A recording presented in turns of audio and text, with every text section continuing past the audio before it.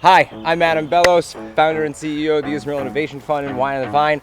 I'm here at the beautiful Herzberg family vineyards in Sitria.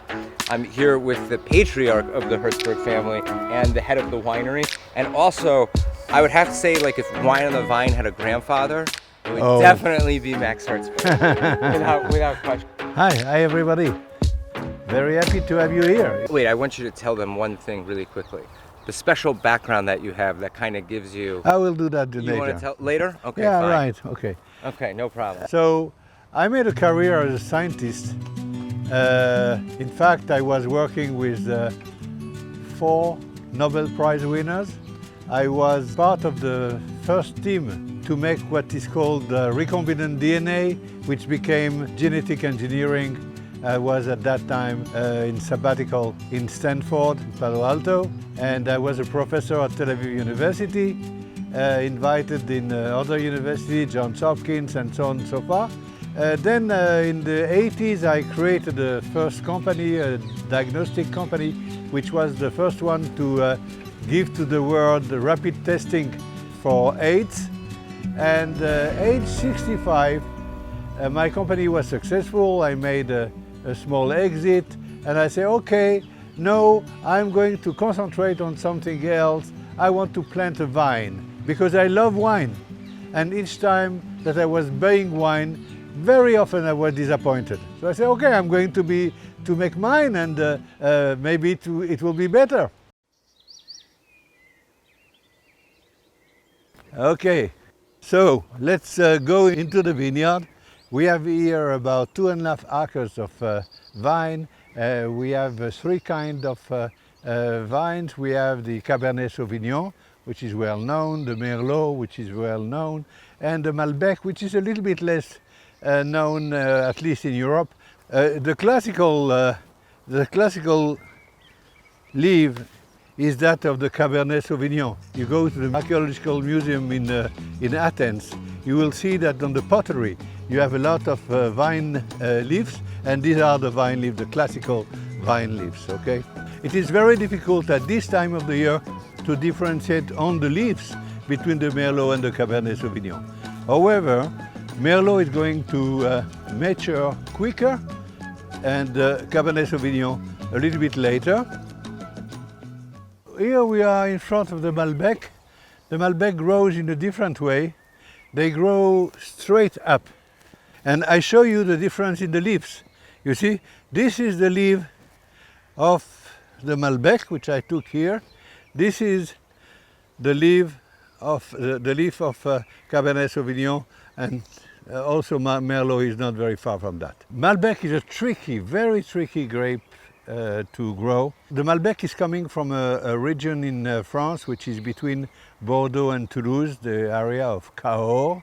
And there it's about 600 to 700 meter altitude, and it is also true. It's colder. It's colder. In Argentina also it's 600, 700, and in the Golan also they have Malbec. But I love Malbec, so I tried it. Okay, so the guy from the agricultural department told me, "Are you crazy? You don't plant Malbec here." So I say, "Well, you know, I love Malbec." Say, well, you will never get anything here. So I say, okay, good, I take the risk.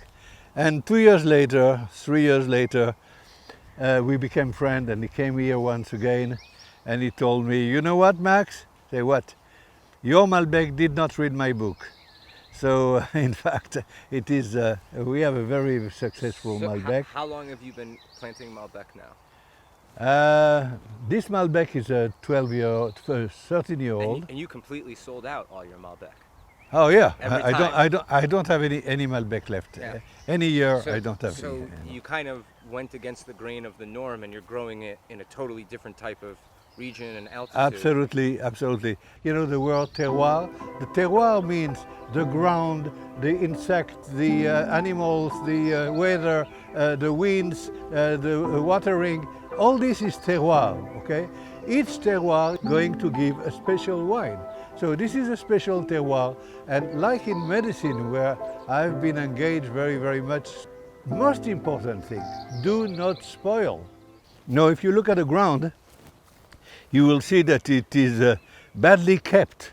I mean, there is, we can see all kind of vegetation and everything. And the reason is that we are using here only organic technology, so that I'm mowing, really mowing the vineyard and not using any product which kills weeds. I really believe in ecological kind of agriculture. You have to respect the grapes.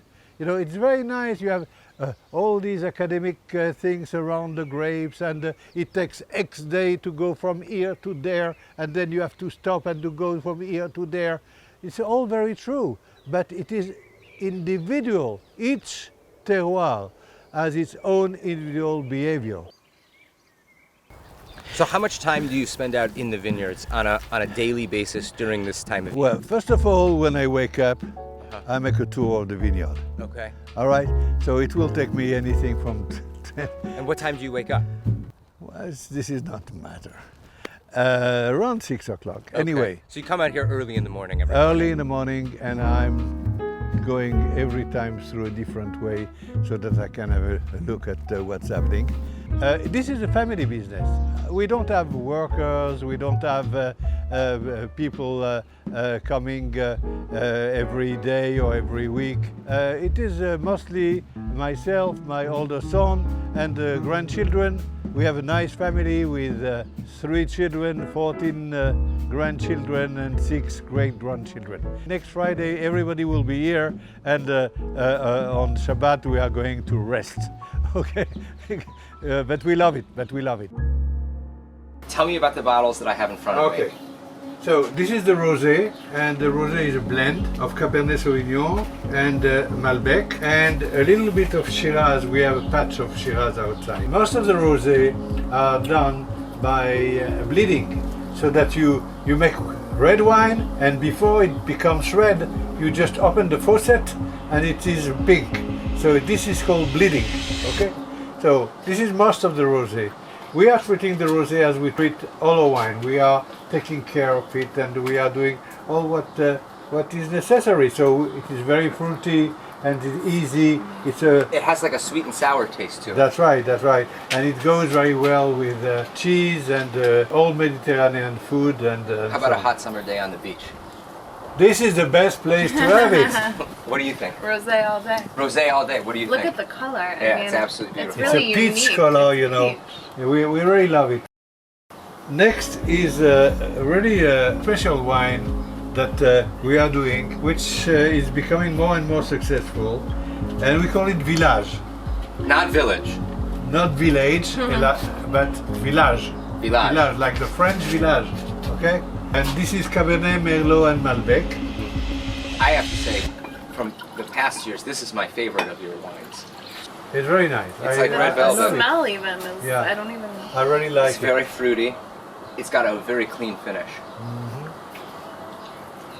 You can enjoy Herzberg wine pretty much all year long then.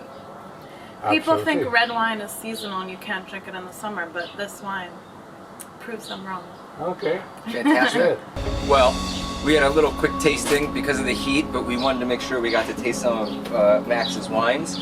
And Max, thank you so much for your time today. Very welcome, It's and very come special. again for all the guests. If they could Yeah, it's want such to a- come, we are ready to receive them with pleasure. Getting the American people just to feel this belonging to the ground is something great. I think it is giving us something, giving them something. Planting a vine in Israel is a great idea. I mean, you take a vine, it's going to live for 20, 25 years and going to produce wine. You know, this wine you will be able to taste it. It's not any wine. You didn't go to the shop and say, pick. This is totally different. It is a wine that you know where it comes from a specific region, made, handmade. You asked me before what was one of my best souvenir.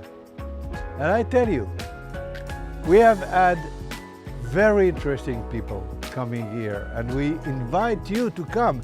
We'll spend some time in the vine in the vineyard, we'll taste some wine. I will enjoy knowing you. Maybe you will enjoy knowing me.